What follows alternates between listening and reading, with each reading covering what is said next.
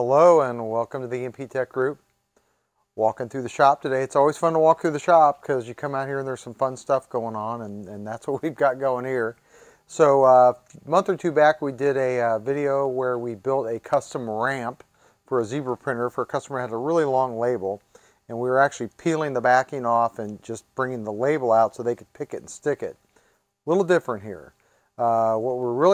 What we've got here is a Zebra printer, and it's the high-end ZT6 series that's got a cutter in it.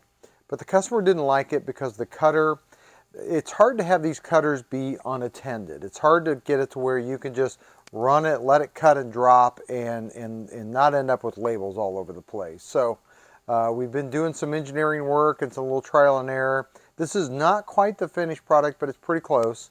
I wanted to show you what you normally get. You normally get something like this. Got a couple little magnetic tabs. They were kind of meant to catch the tags or the labels as they come out of the printer. You can kind of slide these up or slide them down, slide the side rail over.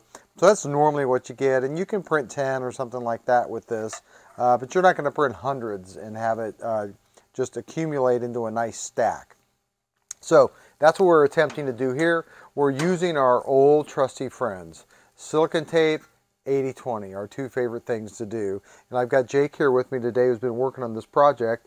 And we're going to take this over to the customer and try it out. And if it works, we'll finish it up a little bit, which is to build more of a solid metal plate here, not just an 80/20 bracket, and build a metal bin here for the customer as well. And it's on one of our printer stands. So taking our printer stands, which is a standard product for us, so we keep selling more and more of those, and adding some accessories to it. So Jake, you're going to print a few labels here, and we're going to kind of watch how this works and show you what we've got.